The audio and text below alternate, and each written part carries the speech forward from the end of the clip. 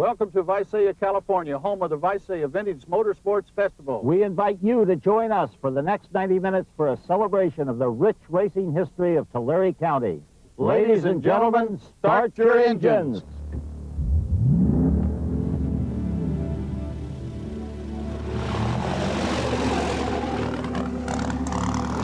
From Mooney Grove Park in Visalia, California, KMPH Fox 26 Television presents the Visalia Vintage Motorsports Festival. Hello there, everybody. I'm Fox 26 Sports Director Ralph Wood, and welcome to our coverage of the Visalia Vintage Motorsports Festival here at Mooney Grove Park in Visalia. It's a 4th of July weekend celebration of America's love affair with the automobile. It's also the 85th anniversary of the very first of the famous Visalia road races. This event, the first since 1917, will include race exhibitions, car and motorcycle shows, and parade laps around a track surrounded by hundreds of trees, arbors, and a rowboating pond. A group of local car enthusiasts have come together to host this festival to reenact those early day auto races and also to showcase America's love of the automobile. Best of all, the proceeds from this festival will be used to establish a Boys and Girls Club in Visalia. We'll hear and see more about those events later in the show, but right now let's check in with other members of our team and see what's going on elsewhere. Mike Cully's in the staging area where organizers are getting ready for one of the several exhibitions to be held today. Mike? Ralph, the Visalia Motorsports Council has been working for about 2 weeks to get the roads here in the park ready for racing, and it looks like they've done just that. Now, we'll be back later with more from here. For now, let's go to J.D. McCliver on the concourse where it's just a little bit quieter.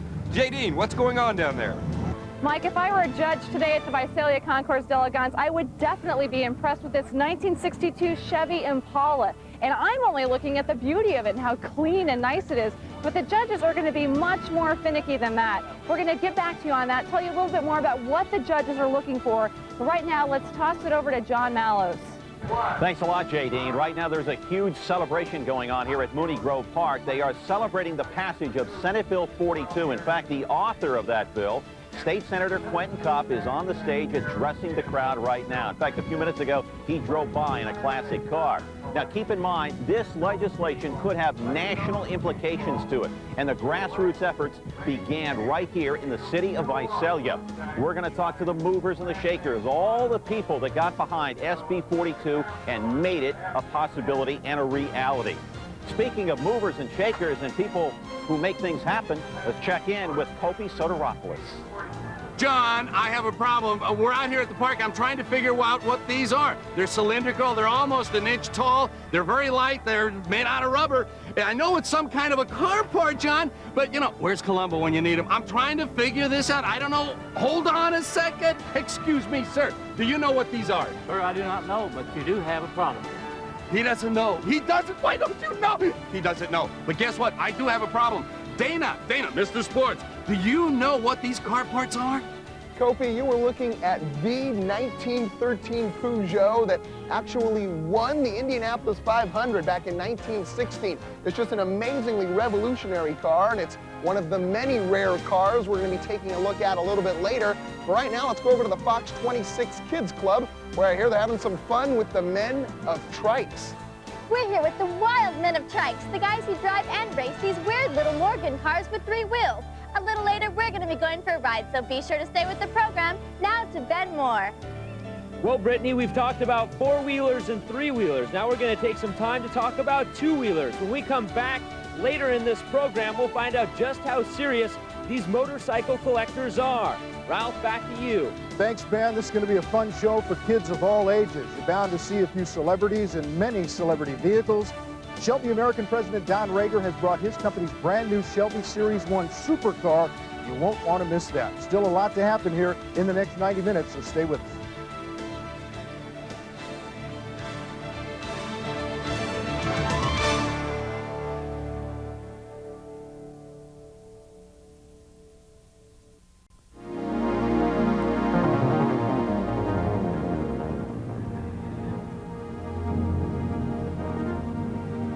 Welcome back to Mooney Grove Park, everybody. You can hear some of the vintage automobiles going around the racetrack to my right side.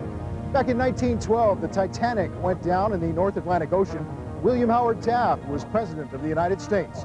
And in Visalia, they held the first of several auto races on the streets downtown. In 1912, organized automobile races were a rare occurrence. It was only the second year of the Indy 500, so a 150-mile free-for-all race in a small town in central California was big news. This whole Visalia road races kind of grew out of the Visalia Merchants Association saying, what can we do to promote Visalia and promote the economy and celebrate the 4th of July? The first race they had people come from all over the valley. People were shocked at to get a crowd of 10, 12,000 people in a town that probably numbered 3,000 people. In those days, seeing a car go down the road was a rarity, much less two cars. And anytime two cars got together, somebody would say, my car's faster than your car. Back in 1912, the little town of Visalia came up with a big idea, hosting sanctioned auto races. Well, the free-for-all was the unlimited cars that bring what you've got, the bigger, the better, the faster. Virtually no rules, engine size or tire size and all of these things didn't really matter. It was a 150-mile race, which in 1912, to go 150 miles without breaking down was quite amazing, and in fact they did break down.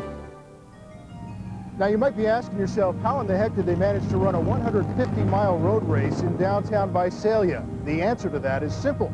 Back in those days, they had no problem just throwing out a few of these hay bales and holding the races right on the streets. The original race went through 4 streets of Visalia, which are now in the middle of town. It started on Main Street and headed west to Giddings, turned south on Giddings and to Tulare Avenue, which both Giddings and Tulare Avenue were pretty much in the country still in those days. Turned back east on Tulare Avenue down to Garden, and then north on Garden back to Main. At that time in Visalia's history, most of the town was from Main Street north. There was very little town from the south. Today you'd be hard-pressed to get to Main from Garden because Highway 198 runs across the original race course. The start-finish line was on Main Street near Encina, just about where the old Fox Theater is now. So you say, why are they reenacting these races in Mooney Grove Park instead of downtown? Unfortunately, California changed the law so that you couldn't run speed contests on public roads, and that killed street racing. There was a whole group of us wanted it at Mooney Grove because, one, the park dates from the early part of the century, and we're known worldwide for the End of the Trail statue, one of the most photographed statues in the world. That statue was exhibited at the Pan-Pacific Exposition, where they held the Vanderbilt Cup races. Some of these cars have raced within sight of that statue. So what a wonderful turnaround to reunite the 1913 Peugeot that's coming. It raced in front of the statue in 1915 in San Francisco. Packers squared off against Mercers, Nationals, and Pullmans, the finest cars of that era. The winner of the free-for-all would claim a $1,000 first-place purse. In those days, that was a fortune. 2 local drivers were heavily favored to win that first race. Billy Campbell in his Packard Special, Harry Sprague in his 1912 National. A lot of money was wagered on the outcome of this speed contest. It was a tough battle, but when the dust settled, the National was victorious. It seems only fitting that the 1912 Visalia road race should be won by the same make and model car that won the 1912 Indy 500. Winning that race made Harry Sprague a star. One of the things that Harry years ago shared with me was his 15 minutes of fame. He was always very proud of that.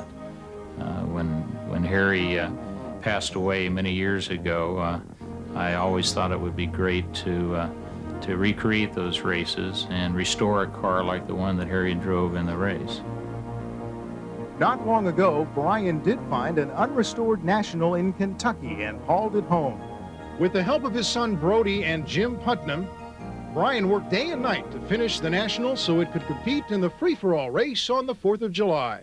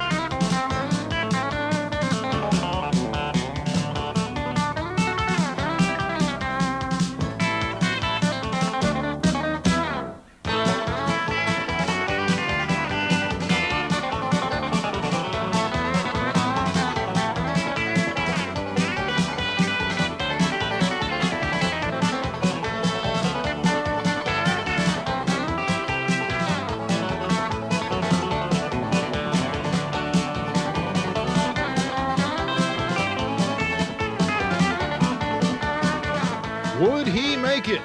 Stay tuned.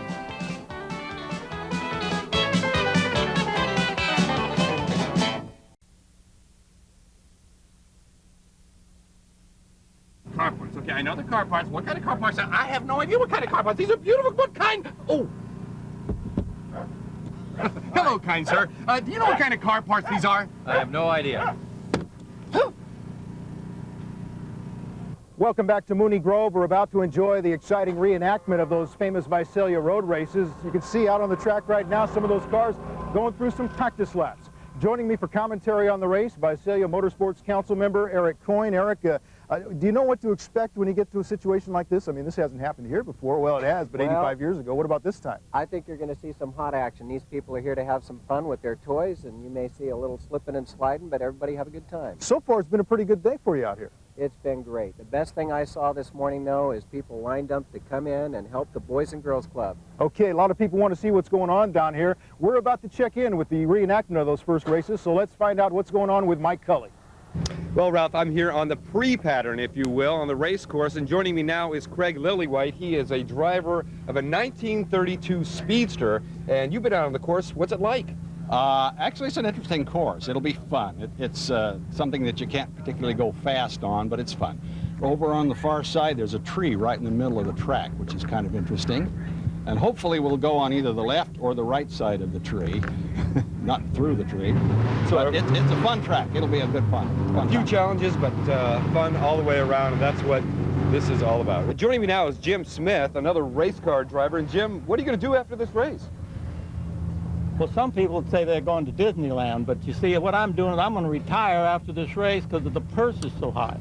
And I plan on winning this race. They're paying off with the slowest car. And so I think I can probably win this one. I've tried the fast stuff, I don't do too well, but the slow stuff, I'm pretty good. You're a qualifier? Yeah. Okay. You remember Brian Blaine's 1916 National. He was not able to get it running so it could compete in any of the exhibition races, but it certainly looked great on display here at Mooney Grove Park.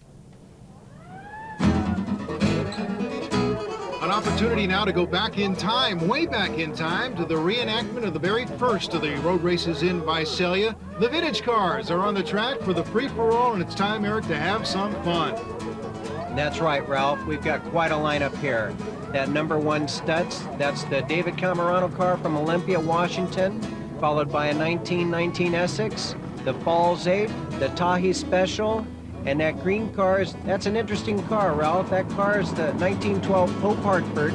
That's the only car in the field here that actually raced during those original Visalia road races here in Visalia, California. What are the chances of any show getting this kind of collection? I just can't tell you what it means to me as an automotive buff to see this kind of history in one place at one time. I think really one of the unique features, if not the unique feature about the festival, would be the exhibition races. In this case, the track at Mooney Grove Park. You see a tree right in the middle of the backstretch, and cars have to negotiate around that. But I know one of the owners was telling me that this was the attraction, the opportunity to not just take your car to a show, sit it on the grass, shake some hands and answer some questions, but to get out on a racetrack and actually have an exhibition. Well, Ralph, that's really what it's all about to these folks. This is a chance to go out, fire up that car, drive it, get a little bit dirty, spray a little bit of oil, and just smell that exhaust. Take a look at the onboard camera there. These guys are into their machines and into these races. You can see as we take a look at the 1915 Stutz, the fellas get all geared up before each race. They get into character, they put on the clothes that were worn in that era, and they have a lot of fun with this. You bet. And it's also entertaining for the fans because that's what they want to see. Take me all the way back to the way it really was. Sure beats going to the grocery store in a Pinto. What kind of special features did we see in this day? I noticed there are 2 men in each car. What's the significance of that? Well, Ralph, back then you needed somebody along for the ride to pump the gas, keep the oil flowing, and heck, you know, if something broke down, just patch that baby back together. So you actually had an onboard mechanic, right? And here it comes right now, the opportunity to see him in action. Oh, he's got to tear into this and do something. There's that Pope Hartford. And here's a 1912 National. Now, the number of this car is significant, the number 9 on that National. That's the finishing position for that very car at the Indy 500 that year. We see the X6 is back in action, the mechanic doing his job, back in the race. It sounded pretty good, Ralph. He must have fixed his problem. The National, trying to repeat. The National was the winner, of course, of the very first race in 1912, and we do have a repeat, as the number 9 1912 National crosses the finish line first. Fans here at Mooney Grove Park have to be excited about the thrilling races we've already seen, Eric, and also surprised by maybe the speed that we saw on the track. Well, they're a little faster than I expected they'd be out there. This was supposed to be a race exhibition, but I think they're having a little fun. They're going to try and sort out the winners here on the track, but of course the big winners, the youth of Tulare County. Absolutely. That's the ultimate winner is the youth activities for Boys and Girls Club here. Of course, the monies raised by this event will go to help build a new Boys and Girls Club in Visalia.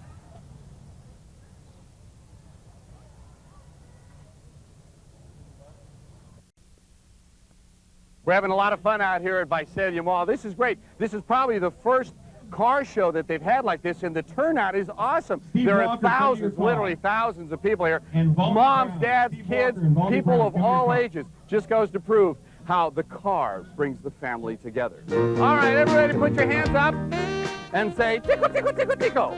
Nice to see you. How are you? Where's your car? Right here. Beautiful. What's your name? Jeff Jeffrey. Jeff, haven't seen you in ages. How you doing? You saw me over on the other side about an hour ago. Oh, Jeff, you made me out to be a liar on TV, but that's okay. I do the weather every night, same difference. This? What do you got? Hold on, who's this lovely young lady? That's my wife, Nancy, do you have to put up with him? I have to put up with him. Sorry, he pays the bill? But he won the car. Does it actually run? Oh, yeah. Let's turn the engine on. Let's see if it actually runs. This may actually be a hoax, folks. This may not be a real car. It makes some noise. It makes some noise, okay. Now let's see here what happens. Oh, what a beauty. Beauty, beautiful. Oh. You know, your tush just kind of glides in. This is awesome. Beautiful. You know, where's Martin Milner, man? I'm ready to go. Route 66. What car are you guys looking at? Which one do you like? This one? What do you think? And the Nova. You know what? When I was a kid, I wanted a Nova. What's your name? Roderick. Roderick and? Tony, how are you? This is beautiful. This one right here, was this the car James Dean used to drive? That's what it says, James Dean there. We know he's not here. Beautiful car. Look at this. Come on, look at this, guys. Oh, this is gorgeous. You know, one good thing about this car is they'll never see it at night in case you're speeding. I grew up with Jimmy Piper. That's my father-in-law. Yeah? No, the kid, the dentist. Oh, the dentist. That's his nephew. Yeah. Yeah, small world. Look at the world of cars brings us close together. Let's all hug. Let's all hug. Yes, a moment of hugging at the car show. God bless you. Does this have a horn? Yeah. Move out the horn. Move back, Miles. Oh, I love cars. Cars are my life. Thank you. Steve, you have a beautiful car here. Exactly what is it? 1933, three-window Ford Coupe. Now, the doors open backwards. Was this, what time period did they build cars like this? That was kind of unique. 1933, 1934 Ford, that's the side door. Great. Now, how fast can you go in this car right now as you build it? I might head up to like 100. Only. So you go safe. Safe speed. That's I had a great time out at the cruise night at Visalia Mall. The mall provided a space inside for the Visalia Motorsports Council's temporary museum. This exhibit featured some really unique cars and motorcycles. This red car is a 1938 Olabar Schneider, one of the 3 cars built by Olabar to race at Le Mans that year. The yellow car is a 55 Curtis that raced at the Indy 500. Now, they had some classic motorcycles set up. And here's my favorite, a Deuce Coupe. What a treat to see the vintage photographs and other memorabilia. How many miles you got on this puppy? What do you think? Oh, there's probably about 120,000 miles. Now, this is the original engine. Look at that. Original paint, everything. Are you the original driver?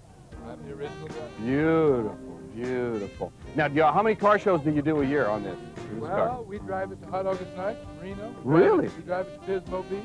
So this is a workhorse. This car is driven to every show. So you just don't put it on a trailer and give it, you know, puppy treatment. If it's trailered, it's stolen. If it's trailered, it's stolen. Yeah, if we see you driving a trailer, we know what you got on the back, right? Yeah, more magic.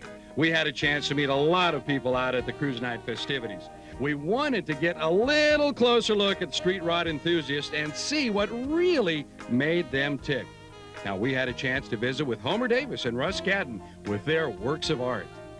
Well, we've taken a vehicle that was basically a pile of junk and built it to our own satisfaction and added the things that we wanted in an automobile so we could make it drivable to our own taste. When I brought this home, it was pretty well rusted out. The floor was rusted out, side panels were all rusted, the insides of the doors were all rusted, the floor was gone, so we went ahead and put all these new patch panels in. And as soon as I took the original hinges off, I didn't like the outside, the exposed hinges, and we put hidden hinges in. I would probably say hundreds and hundreds of hours to get here. I'll have thousands of hours in it when we're done.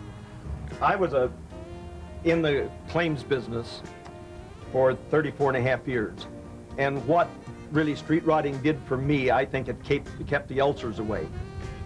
Because you could go out there at night after a hard day, and even if you didn't work on it or do anything, just sit there and look at it or get mad and throw the hammer. I mean, you're doing something. You're relieving the pressure. When you have enough time and a lot of hours into something like that, you take it on as a first love. It might be number 2 to your wife, but she'll probably think it's number 1. It's detail and hard work, engineering, and pride. When I look at a guy's car, I ask him what he did on the car, and if he tells me he did most of the work himself, I'm impressed. Anybody can write a check for a car. But a guy that, did it in his garage, and busted his tail, I'm impressed. Where's Homer? He's here, right here. Homer, come on over here. We're going to bring Homer over. He's the magic maker with this car. Homer, how are you? Fine, thank you. You know, Homer, I know that this is your car. How much money have you put in this puppy? Let's be real about this. We don't even talk about money. You don't? No. Because the heart would stop. The old pacemaker would give out. Yeah, it would. Folks, this has been the greatest cruise night Visalia in the Valley has ever seen. And if you missed it, well, guess what? You missed a great event. Hope to see you next year. As I walked around the parking lot on cruise night, I couldn't help but feel that I was getting a little closer to my quest to find out what those crazy little car parts were. The next morning, I got my strongest clue. This guy might know what these are. Excuse me. Do you know what these are? Steve Davis might. Steve Davis?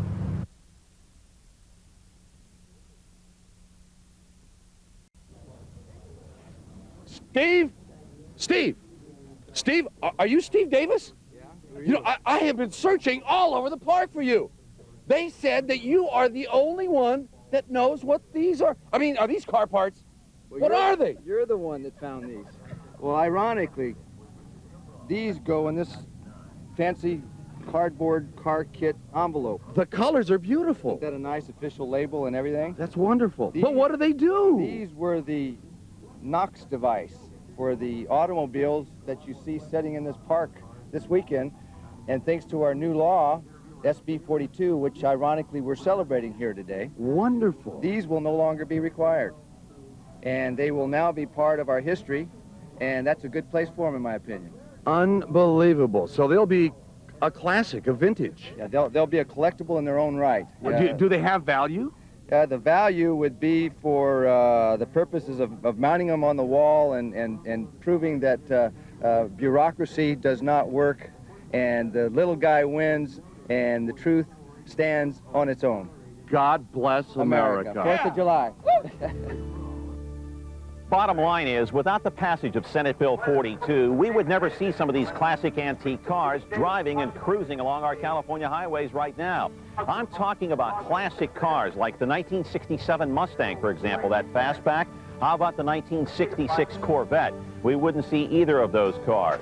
The author of Senate Bill 42, or the Vintage Smog Law, as some are calling it now, is State Senator Quentin Kopp of San Francisco.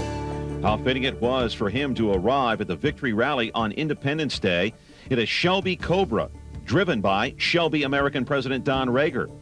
This car started the muscle car revolution in America, and SB42 goes a long way to preserve that muscle car heritage. Little did I think back in January 1997 that SB42 would be the popular top 10 hit that it was. Probably the most popular piece of legislation I've introduced in 12 years in the state Senate. And it's because of the fact that there is no business like classic car collecting, and no people like those people who collect, who maintain, and who show off from time to time classic automobiles. Folks, a couple of years ago, when Steve started talking to people about doing this event, I think a lot of people wondered whether or not it would really come off and whether or not it would be possible. For those of us who have heard about it over the last few years, I don't know if you really understand how much effort Steve Davis has put into this. Along with the board members. His dedication and his board, but he's been the driving force behind it, is the reason you're having one of the most wonderful 4th of July celebrations in California. So on behalf of the Motorsports Council, and Steve doesn't know anything about this, we're also going to present a gold-plated smog pump from his fellow members of the Motorsports Council. Congratulations. So who is Steve Davis? Well, he's a local businessman and automobile enthusiast who led the drive to enact SB 42 by personally collecting thousands of petition signatures. Steve's testimony before the Assembly Committee helped rally support for the bill. Before the governor signs this bill, a lot of things had to happen. And then once it got to his desk, the question was, would the governor sign it? So everybody that had signed the petition and anybody that we could get to contact the governor did. And I think a lot of the reason that SB 42 did pass was the grassroots petition drive and the support that we were able to generate to pass good, sound legislation, which is what this was, with Senator Kopp authoring the bill. And when the senator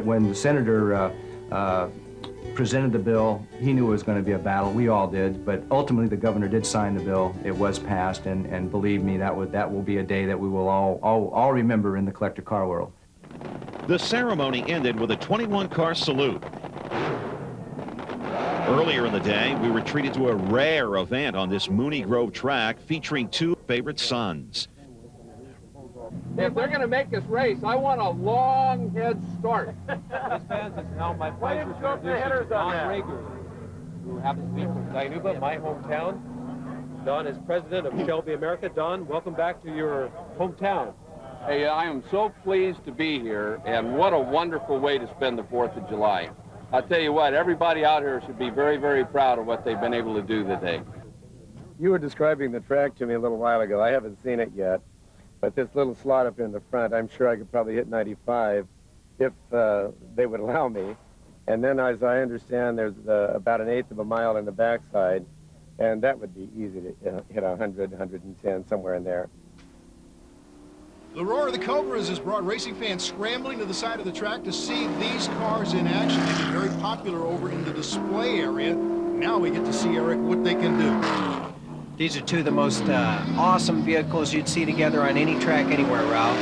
There in the front you see Dick Smith in that red 427 SC Cobra. That's the very car he became national champion in. And right behind him in the blue Cobra, that's Don Rager, president of Shelby American, driving Carroll Shelby's personal 289 Roadster. I know that's his personal car, but what other significance is there attached to that last one? Well, that's the last of its kind, the last one that was built. Can you put a price on something like that? Well, I know they've turned down $5 million for that one. I don't know what it would take to pry that out of their hands. The little red car is the one that I think has impressed most of the race fans because of what it has accomplished in its lifetime. Well, they didn't pay 198 on the side for nothing. That's 198 miles an hour. That's the top speed that Dick Smith did in that car at Daytona back in the 60s. And what an unbelievable moment. Both of these drivers are Valley natives getting the opportunity now to come back home and stage a little exhibition like this. Well, I know Don Rager is no stranger to Mooney Grove, and what can you say about Dick Smith? He's the fastest bail bondsman in Fresno. Well, Don Rager's had a busy weekend in Visalia, but he always has time for his favorite charity, the Gift of Life Foundation. Mike Cully has more on that. Off the racetrack and outside the festival, participants like Don Rager, president of Shelby America, took the time to promote a life-saving cause. Were it not for people making the ultimate gift in donating organs, a lot of us would not be alive today. The Gift of Life Foundation originated in Tulare County about a year and a half ago. Since then, many Central Californians have gotten behind the cause, and this day was an extension of that. If we were to not do this here in our county, then you would have hundreds of thousands of people who would eventually pass on, awaiting on the list that might take them 6 to 10 years to get a new kidney. And for a lot of these people who are in a very fragile state of health, 6 to 10 years is too long. So Rager and others took the time to talk to those who've gotten transplants and to those who are still waiting, all the while appealing to others to consider organ donation.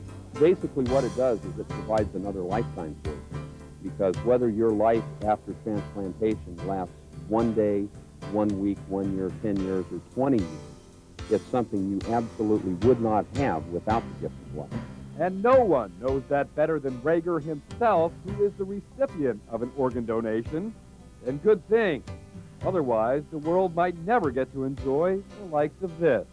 We're lobbying for mankind. We're lobbying for the ability to lead longer, more active, more helpful, and beneficial lives.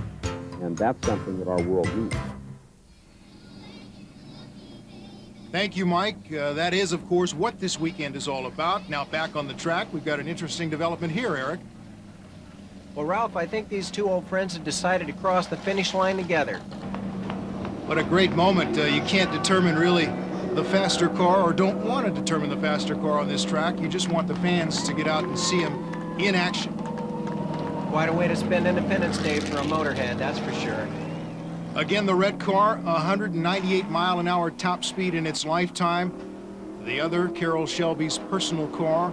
We've already mentioned he's turned down $5 million for that vehicle as they do cross the finish line side by side and head off the track to the appreciation and applause of the fans.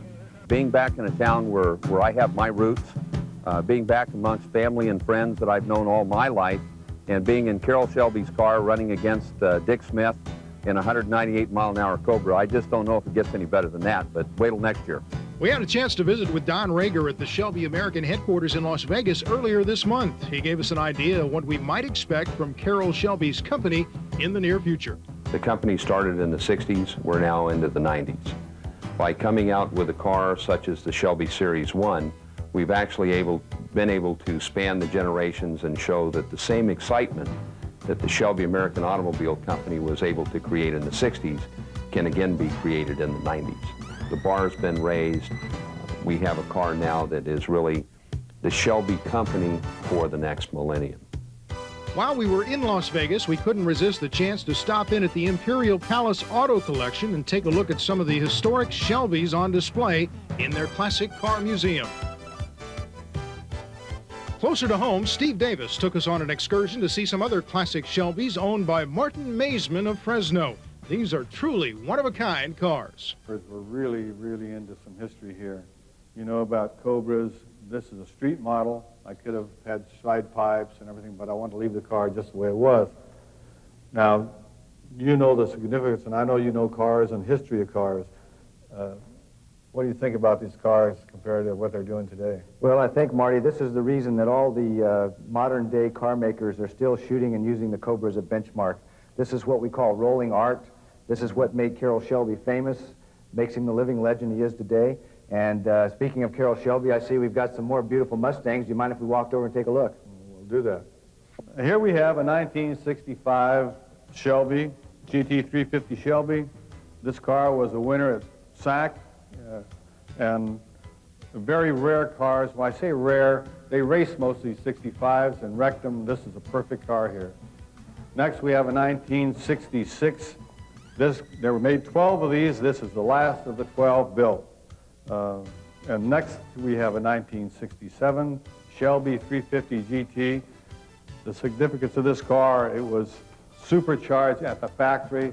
It was no afterthought. Now, in comparison, we were talking about 57 supercharged cars. This is a supercharged car in 1967 from the factory. And now we have our museum piece, a 1968 Shelby experimental model that was supposed to be crushed, but wasn't. They built two of these cars. One was Little Red, and the other was the Green Hornet. And Steve, you know about this car. Yeah, Marty, this is, again, is a museum piece. You're right about that. This car was a test bed of a lot of innovations we see in today's automobiles, but at the time that was done in 1968, it was a real innovation. Independent rear suspension, electronic fuel injection, all the things we enjoy in today's cars we've seen in the Green Hornet. By fate, the Green Hornet was not crushed. It was saved, and by fate, it's here today in Fresno. And Marty, I want to thank you for the opportunity to see these beautiful cars. And I know you'll give the Green Hornet, as well as all these other Mustangs and Cobras, a fine home. Thank you very much. Now on the track, Senator Quentin Kopp leading the cavalcade of cars. This is a representation of just about every type of vehicle on display this weekend at the Motorsports Festival in Visalia. That's right, Ralph. There's a stunning Hemi Mopar right there. Of course, the number 1 1915 Stutz we enjoyed in the free-for-all race. That looked like Brian Plain, race car chairman, getting loose in his low one. Such a labor of love for all the car owners here, and this is really kind of where all the hard work pays off. You get a chance to show off your vehicle in front of so many people and so many fans, and all the hard work is appreciated.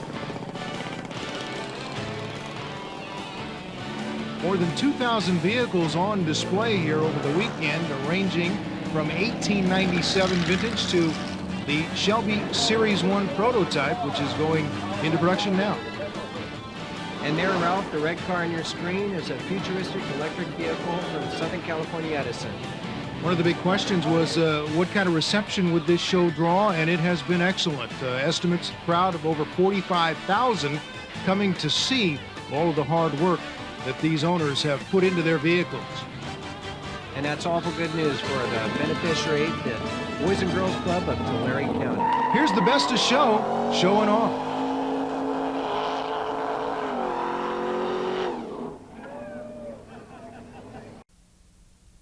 Well, this particular one belongs to His Majesty, the King of Sweden, and he is a car enthusiast. He has a collection of American cars, and I have the opportunity and privilege of working on all of his American cars. He has a GT350, much like the one back there, which is an original. This one is basically a 65.5 Mustang that we made to look like a GT350. The King wanted certain things on the cars, the creature comforts inside, the auto meter gauges, the seats, the harness, because he does drive this car. He likes to hot shoe it, and we want to make sure that, first of all, he's safe. Second, that the car responds to the throttle and stops when he hits the brake pedal. It's powered by a 302 cubic inch Ford engine. We've got it up to pretty close to 400 cubic inches. We have done a lot of extensive work on the interior of the motor, and it does get around the track pretty good. Welcome back to Mooney Grove Park in Visalia and our coverage of the Vintage Motorsports Festival. You've already seen a lot of great cars in the show, and behind me you might be able to hear some antique steam engines and tractors as they hiss and pop their way along. Now, for those of you who've been waiting to see some motorcycles, your wait is over. Our Ben Moore has been taking a look at the beautiful bikes all weekend. Well, we spent a lot of time looking at all the cars and trucks out in this area. Now it's time to look at the motorcycles. You can't have a motorsports show without the motorcycles. As a matter of fact, if you looked around me, we're sitting around literally hundreds of thousands of dollars worth of motorcycles. Today, we talked to a few motorcycle experts to find out what it takes to be a true motorcycle collector.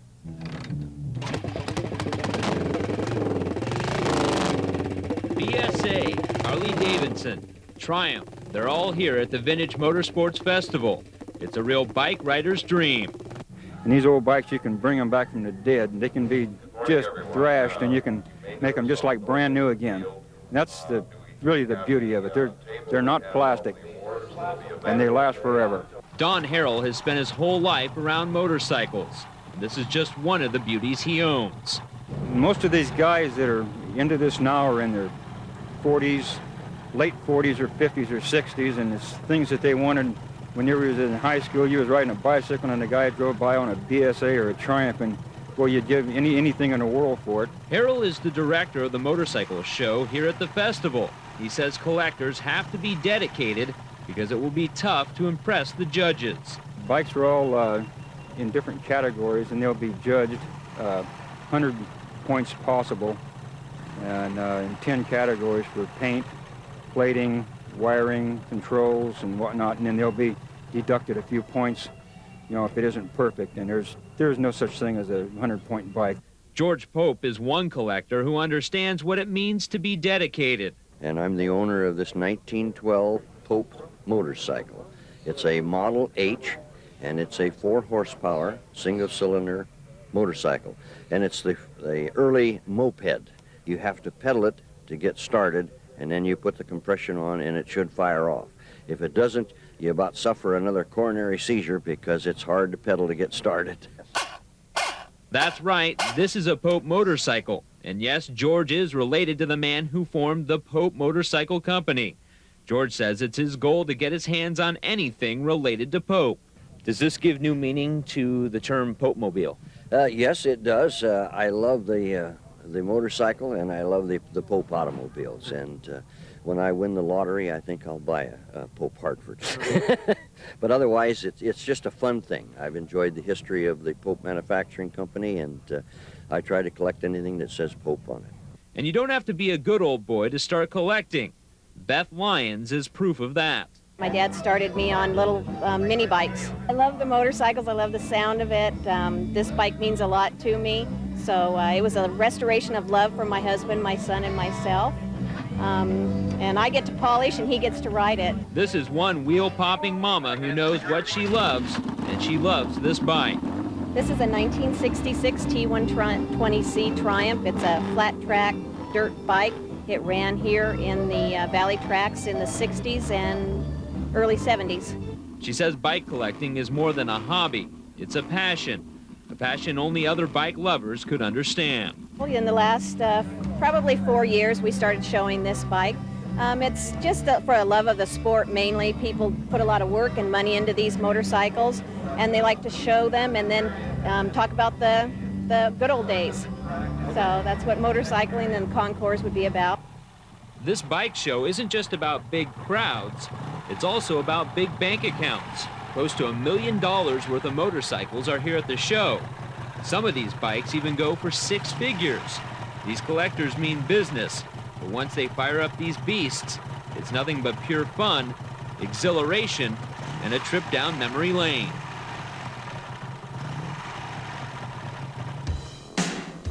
The motorcycles get a chance to take their turn here on the track at Mooney Grove Park in Visalia. They're not racing. This is what is called maybe a parade of decades, Eric. A lot of bikes on display. That's right, Ralph. We see bikes that date from 1912 to 1973 here. And there's our race chairman, Don Harrell. Busy weekend for him. Now an opportunity to have a little fun. That's right. Speaking of fun, tell me about this one. Well, this is, I think, our favorite character. This is George Pope riding a 1912 Pope motorcycle. You know, it's not surprising that you would have motorcycles in this festival. This is the Motorsports Festival, but it also has roots back in the original race here at Visalia. Absolutely. A lot of these early bikes, Indians, Merkles, Thors, they were here in the track, here in Tulare County. Whenever you had road races, you had motorcycle races as well, and this one's a classic.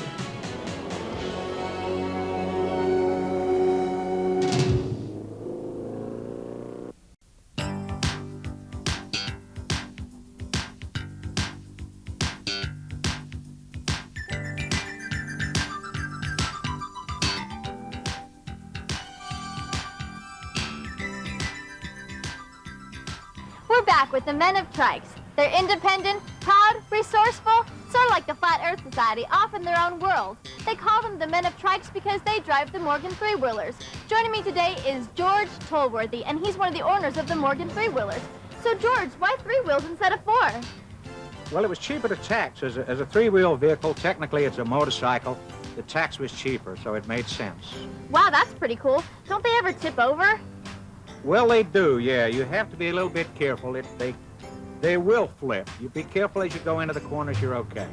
Now, this must be a pretty exciting event for you. Are you looking forward to racing with all your buddies? I am, yeah. If you can get 5 of us on the track together, it's a lot of fun. Doesn't happen very often. Joining me now is Sam Logan. So, Sam, this is a four-wheeler? This is a Morgan Plus 4 1960 vintage four-wheeler. Why did they start making them with 4 wheels? 1936, the production was dropping a little bit on the 3-wheelers, and Morgan Factory thought they could pick up sales a little bit by adding a 4th wheel. Wow. So you're kind of the odd man out this weekend, aren't you? I'm the odd man out, but I make it up by having 4 wheels.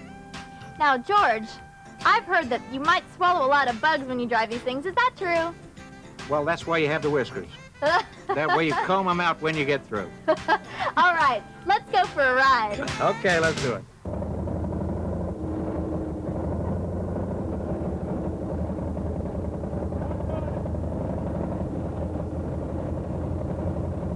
So cool. Yeah. You do actually, you have a love affair with these cars. I do. We all do. Yeah, they seem really cool.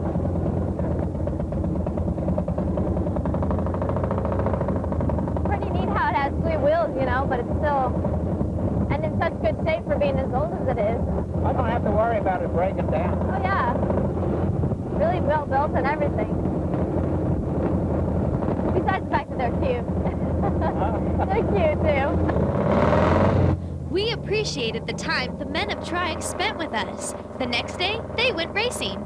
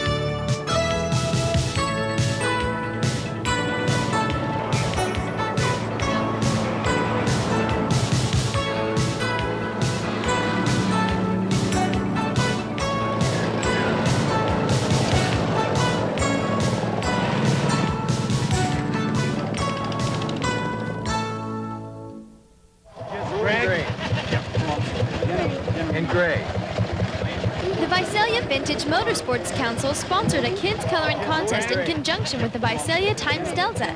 The winners went for a ride in these cute little cars. This was one of the highlights of a great family weekend that will benefit the Boys and Girls Clubs of Tulare County. For more on that story, here's Mike Cooley. We live in a community where you're going to start a Boys and Girls Club. These kids are the future of Tulare County. They're all from different backgrounds, different races, different religions. But they all have one common goal. None of them want to be a statistic of gang or street violence.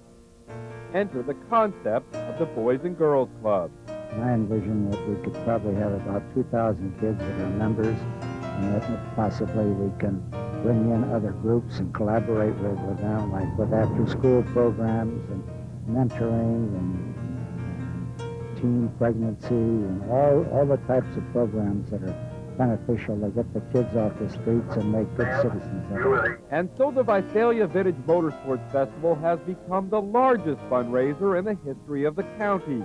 Every penny of the proceeds raised during the event will go towards establishing a club for all the youth of the community. The kids are our target. I mean, that's what we're looking for, is a better future for us, to our kids today.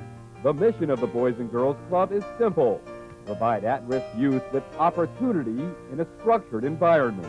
If the child's having trouble with programs at school, there's an opportunity for mentoring. At the school, there's an opportunity for transportation to and from school, access to computers, access to different kinds of academic as well as athletic opportunities. A little more holistic than the other programs. My friends, they all go to the community center too, and we just all have fun there. We just kick back and everything. We keep you safe. Yeah. Safe place to go, right? Yeah. And that, in essence, is what it's all about. A better future for our youth, a better society for everyone. It's a goal that's not too far down the road.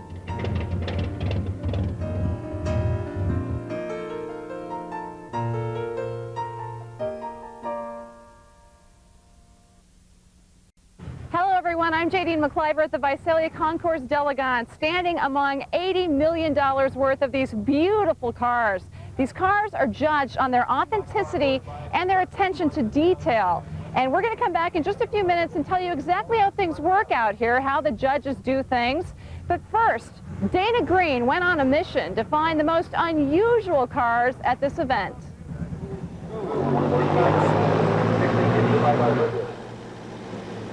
You were looking at the prize of the show, a 1913 Peugeot, the actual car that won the 1916 Indianapolis 500. Its owner and driver, Lindley Bothwell Jr., brought it all the way from England just for the Visalia Vintage Motorsports Festival.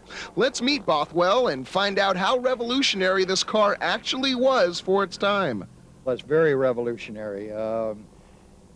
When you stop and think and go back to 1913 and take a look at this engine, you'll see a dual overhead cam system that there just wasn't another engine in those days that was like this one. Back in 1916, of course, winning the Indianapolis race was revolutionary because it had other people such as Miller and Offenhauser and Sunbeam Talbot that now were going to produce engines that were like this. So this is the granddaddy of all of the engines back in that era. Now, I understand 33 years later, in 1949, this car actually tried to qualify once again for the Indy 500 and nearly qualified. Well, it didn't. We didn't go to qualify the car for the race. We went to re-qualify the car to break its original qualification time in 1916. So we didn't want to get into the race, but we re-qualified the car at about 105 miles an hour, which was quite a bit faster than it qualified in 1916. Can you put a number on what this car is worth? I understand the Racing Museum was trying to buy the car from you. Can you quote us any kind of estimate price? No, it's one of these things that you would give so much money and your wife probably wouldn't give 1/10 of it. So it's you know, it's one of these situations that it's like a Rembrandt or something else that somebody wants it bad enough, then they're going to pay the money for it. Bothwell's been offered around $5 million by the Indy 500 Museum, but turned him down. Still, for Bothwell, this festival has nothing to do with money. It's about the kids. I think the greatest pleasure to be here is for the Boys and Girls Club. I think that we can't do enough for our youth here in this country, and starting up a Boys and Girls Club here is the reason we're here. We wouldn't be here if it weren't for charity and if it weren't for the Boys and Girls Club. How much pleasure do you get from seeing the kids and other people coming out here looking at this car and just being amazed at how incredible it is? Well, I probably get most of my pleasure out of seeing the kids enjoy and knowing that this is for them, and my prediction is in 3 or 4 years that this event here will be the largest event in the state of California, and probably on the West Coast. And Bothwell plans on coming back as long as the festival goes on, because for him, this is fun. As far as you being a collector of cars, and do you plan on enjoying the other rare cars that you see that you don't own? Oh yes, it's always a pleasure to see older cars and see what people, how they've restored them and what they've done with them, and just restoration of these older cars, and remembering back in the years when they were very, very popular and running on the roads, of course, and we didn't have the roads, obviously, in 1913 or 12 or whatever that we have today. It was all dirt. So it's been a lot of fun. And it's been a lot of fun looking at this classic 1913 Peugeot. J-Dean?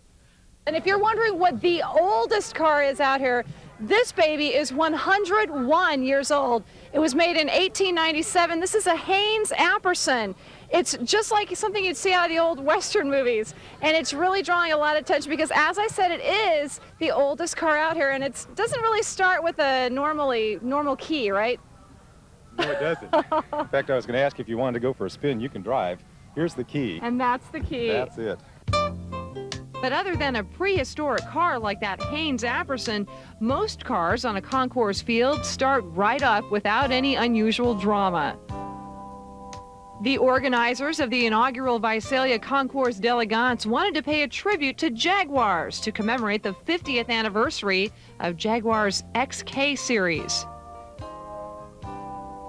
Car owners typically spend weeks cleaning and polishing their automobiles before displaying them at a concours, but there's always that last-minute attention to detail before the judging begins.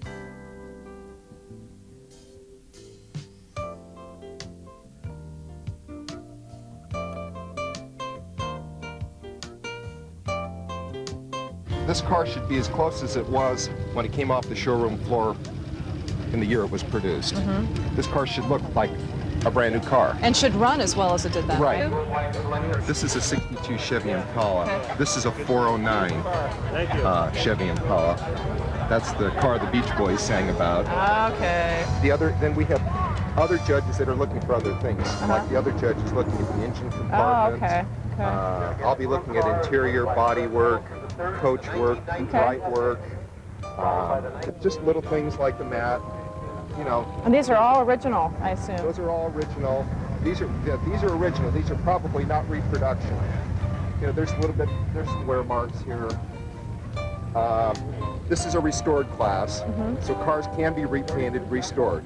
Authenticity would be whether it had a different carburetor, hot rod filter, or something like that on it. And how's this one doing so far?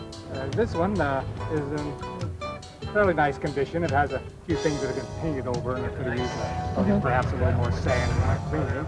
And then the underside of the car, the chassis has been cleaned and painted, and we've looked to see if the tires all match on it, spare tire, and all the tires on the ground. So I understand back in its day, it was quite the car, and a lot of people hot rodded it and kind of tore it up, yeah?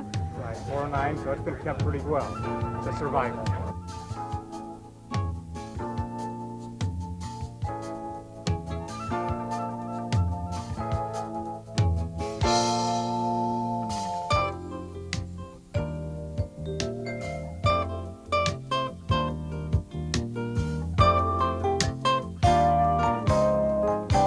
With $80 million worth of vehicles on display this weekend, there's something for every taste on the concours field, from exotic Ferraris to wild and wacky BMW Izettas.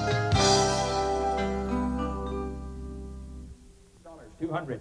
100 now, I'm going to get to 200. 100, 2, 3, 4. Joe, 400, 500. And we got the man up here right now that can tell you what these tickets are worth. The memories are worth $1,000. We should have started with $1,000. Don, tell them something about this. What will happen is you have the ability to be in our suite. That includes food, drink, VIP passes, infield passes. We introduce you to the drivers. The last time in our suite, we had Bobby Allison and Ernest Borgnine and a lot of people like that who are celebrity people that we deal with. So you get a chance to do all of that at one time, and it's all taken care of. Welcome back to Mooney Grove Park. We're at the Automobilia auction. Among the items up for bid, seats in the skybox belonging to Carroll Shelby for the upcoming IRL race at Las Vegas. Now, back when they originally had the concept of the Visalia auto races, they were put on by the downtown merchants in order to drum up business. Things a little different this time around, all to benefit charity, the Boys and Girls Club of Visalia. But others will benefit as well. For that part of the story, we go to Mike Cully.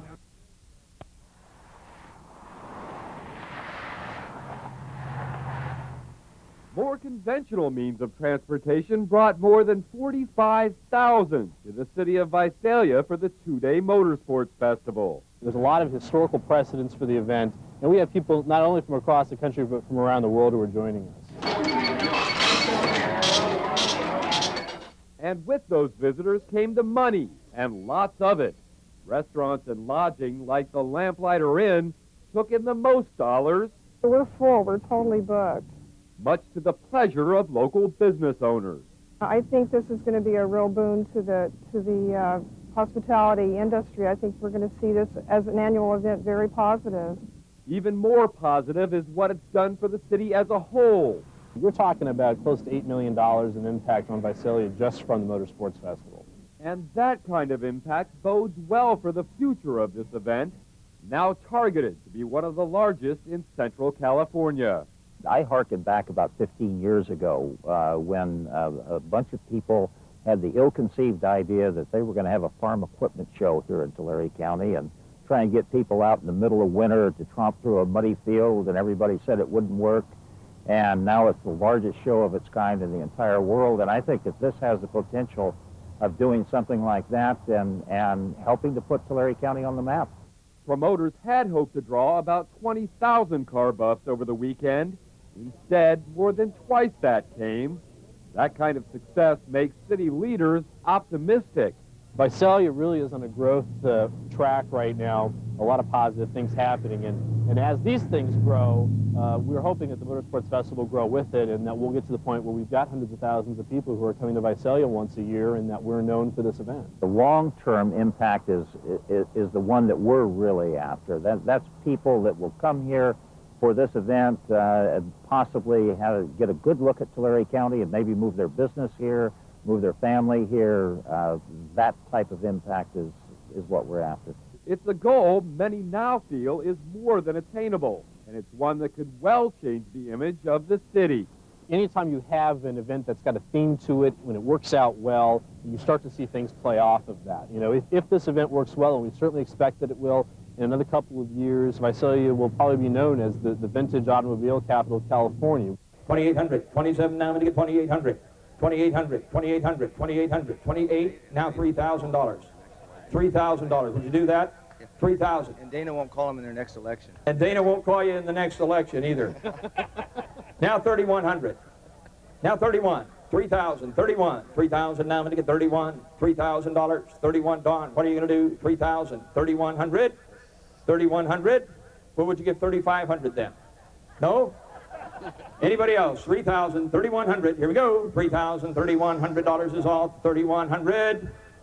Sold at $3,000 to you, young lady. Let's give the folks a great big hand. The auction raised $16,000 for charity in just 45 minutes. Collector items was the key phrase for the weekend. We saw a lot of antique cars in Mooney Grove Park. As we saw earlier, these came in from all over the world. But we also have a group of enthusiasts right here in Tulare County who are preserving some of America's rich automotive history. The Horseless Carriage Club of America is a group of people who get together for frequent rallies and just to share the joy of these old classic cars. Many of them have restored these vehicles to near original condition. We spoke with Richard Manley about his 1912 Cadillac. I really appreciate the engineering that goes into these old cars. Some of these guys are quite innovative for the time, and they were dropped for a lot of years, and all of a sudden we're seeing some of these things all of a sudden appear in cars the last 5-10 years. But you look at the parts manual, this manual, and you look at the parts layout of the crank starter system, and it's called the auxiliary starting system now in 1912. But marketing techniques were alive and well even at that time. It's a passion from the mechanical side, it's a passion to drive them, it's a passion to be able to use something that's old and historic. Well, it's a ground-up restoration. Of course, you do a lot of skin knuckles and a few other things that go along with working with mechanics. The first thing you do is figure out how to get it apart. I took a lot of pictures of it coming apart for the part that was still together. Then you try to determine, without any blueprints, because there was none available, as to whether it's a good part or needs to be replaced or rebuilt, and try to put the car back as it originally was as best you can for the information that we have at the time. This particular car I've had up to 50 miles an hour. I prefer to hold it down at 40 as far as driving the car. But Model T Fords were in the 40-mile-an-hour top speed, and you generally drove them with the throttle wide open. And so if you're with a group of Model Ts, well, we travel with whatever the slowest car is. And that's the fun of it.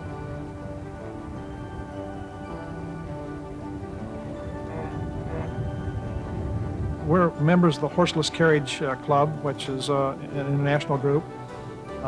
In our particular chapter, we travel about 10 months, once a month, and we might make a little tour of maybe 40 miles, maybe 100 miles, and then there's the Gold tour that we went on a couple weekends ago. There were several chapters that participated in that tour, and there was 56 cars that went on that particular run that day.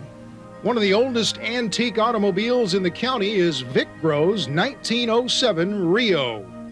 Rio stands for the initials of the original manufacturer, Ransom Olds. Ransom Eli Olds, who also made Oldsmobile. It's two-cylinder, horizontally posed. The engine's mid-mounted and chain-driven. The body is wood, the fenders are wood, the wheels are wood. It's very primitive. It's a very early car. Drives well. And it's sold in competition with Buick at its time, to give you an idea where it was in the marketplace. This is a 1915 Ford Model T Roadster pickup. If it's old, it's fragile, and if it's fragile, it's a lot of work to keep it going. We just love to tinker. Well, it's 1930 Cadillac, 16-cylinder, and that's the significance of it. The only two cars ever built a 16-cylinder, and one was Cadillac and the other was Marmot. And Cadillac built the 16 from 30 to 40, 11 years. It weighs 7,000 pounds, has a 148-inch wheelbase. It's a pretty nice car. Absolutely the smoothest engine ever ran. It's just fantastic the way it runs. These vehicles were quite a sight to see, and we thank the HCCA for sharing them with us.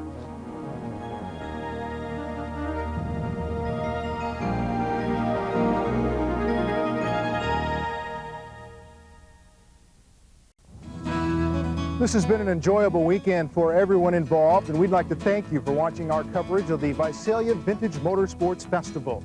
The community support here in Visalia has been tremendous, and as a result, they've raised a lot of money for the Boys and Girls Clubs, which is probably the best news of all. As we say goodbye, I'd like you to take a look at the names of some of the people who worked so very hard to bring this program to you. So for now, I'm Ralph Wood saying so long from Visalia.